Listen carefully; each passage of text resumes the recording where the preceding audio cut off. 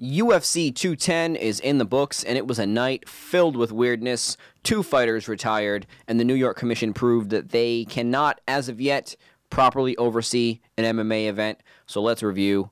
What's up, everyone? Mike Wellman here for TYT Sports, here to recap UFC 210. Feel free to check out my YouTube page, The MMA Word, and feel free to check out my Twitter, at MikeWellman88 and at The MMA Word. Let's get to UFC 210. Saturday night, the UFC returned to Buffalo for the first time since 1995. Athletic Commission shenanigans were in full effect, starting at the weigh-ins, where Cormier had originally missed weight, but a little-known rule allowed him to re-weigh in minutes later, where he magically lost 1.2 pounds, weighing in at exactly 205 pounds, keeping the title fight intact. But that wasn't the only commission shenanigans, which we're going to get to at the co-main event, marred by controversy. But let's start with the main event. Daniel Cormier, as I said, defended his UFC light heavyweight title against Anthony "Rumble" Johnson. He won by submission via a rear naked choke in the second round. Cormier's game plan from the onset was to avoid the early onslaught from Rumble Johnson when he had the most energy, and that was working. DC clinched up with Rumble. He did get his nose moved around a little bit there in the first round with a head kick from Rumble. The weird thing in this one, though, was that Rumble Johnson chose to try to take Cormier down right away. Don't know why Johnson decided it was going to be a good idea to wrestle with the Olympian wrestler. Literally, within the first minute, Johnson was using a lot of energy trying to take Cormier down, so round one was kind of a clinch fest there. But Rumble briefly got DC down in the second round. This made Cormier turn it up. He took Johnson down bigly, took his back. Cormier made sure that Johnson couldn't roll out. He looked for the choke, stuck his arm under Johnson's chin a few separate times, softened him up with more punches before really sinking it in. And as I said, he got Rumble to tap to the rear naked choke in round 2. That was the fight. Cormier retained the light heavyweight title. Jon Jones and Jimi Manuwa, both in the crowd. But inexplicably, Anthony Johnson gets on the mic first and surprisingly retires from the sport. He said, "This is something that I have to do for me. I love you all. This was my last fight. I didn't even tell Dana White. My coaches knew. My friends knew. I didn't want any distractions." So there you have it. Joe Rogan asked why he's retiring in the prime of his career, and all he really said was that he was going to move on to another job, a job away from MMA, and he was tired of getting punched by guys and rolling around with guys on the ground. He thanked the UFC and the fans. Rogan called him one of the most exciting knockout artists in the history of the sport, which I think is true, definitely. So big surprise there. Rumble Johnson retired. He even mentioned not fighting Jon Jones and said maybe they will do it in the next life.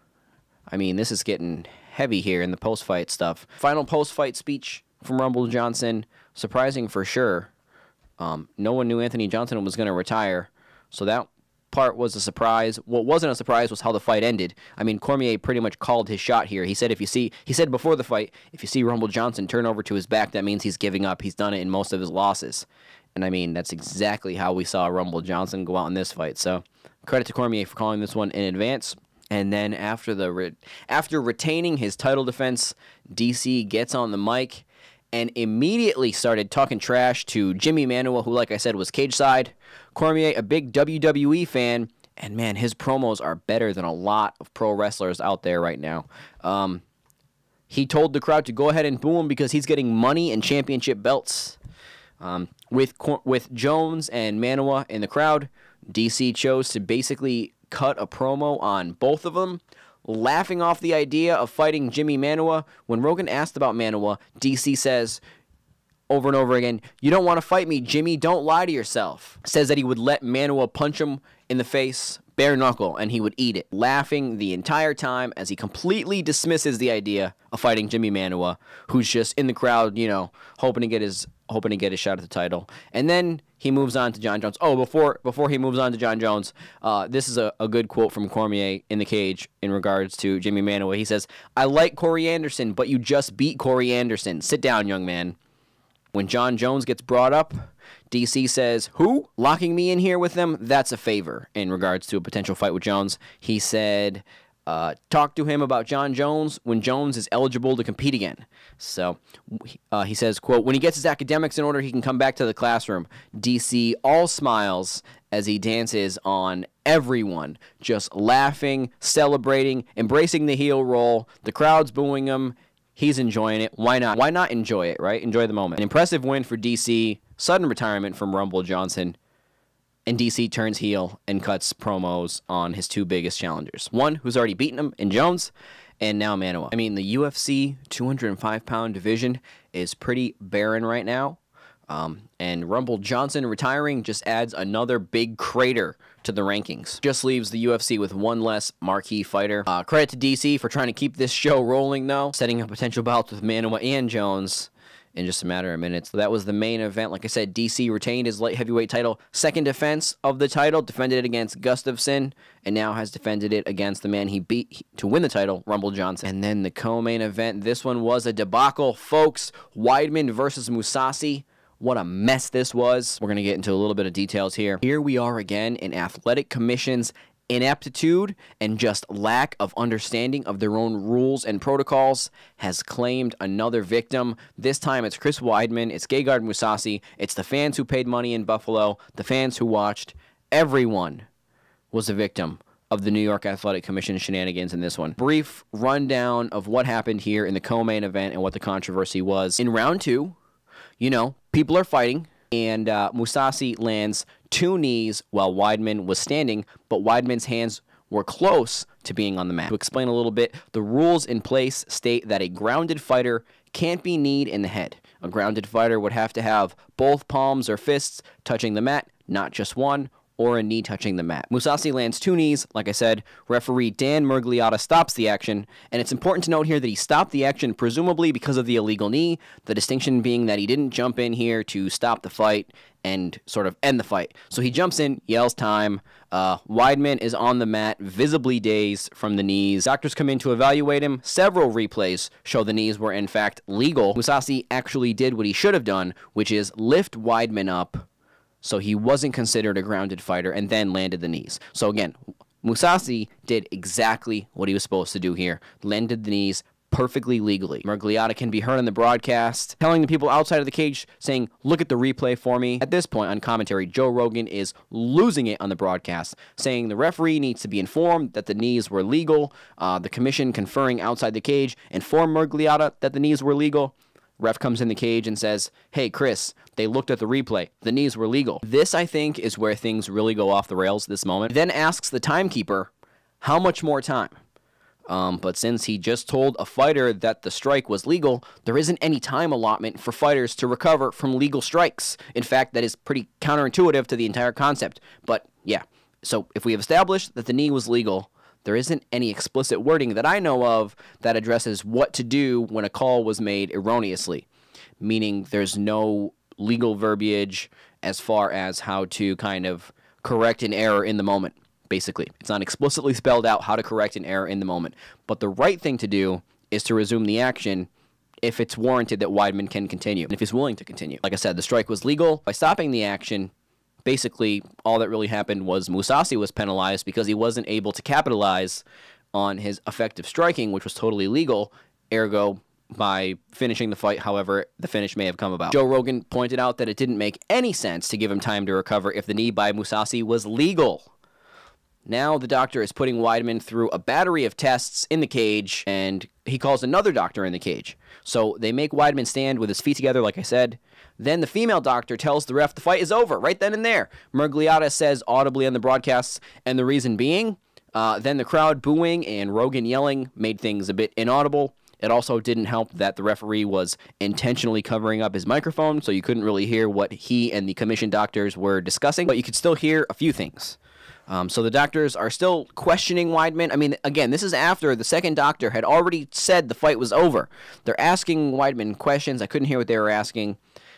So in all this chaos, it seemed like the referee was imploring the doctor to let it continue. Again, we couldn't hear the reason the cage side doctor had for stopping it, but she just kept saying that she couldn't let Weidman continue. So the fight ends, and it is ruled as a TKO win for Mousasi. Just a terrible way to end this fight. I mean, this wasn't a sequence that was inevitably going to lead to a finish. I mean, yeah, Mousasi had Weidman hurt there, but again, he could have recovered. Who knows what would have happened there.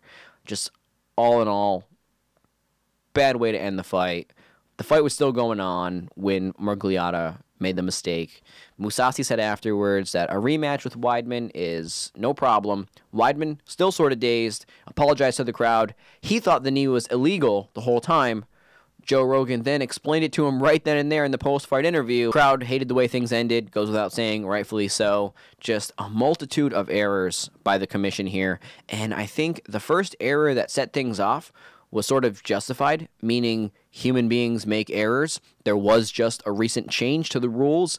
Could have had a bad viewpoint, meaning that it's not out of the question for a referee to make an error, right? The problem we have in the sport is we can never course correct. Once the first error gets made, we're off on this trail and no one knows where we're going. We need to be able to recover. We need to be able to have rules in place, to have people in place that can sort of right the ship when things get crazy like this. There wasn't any way to fix things. It was just pure chaos.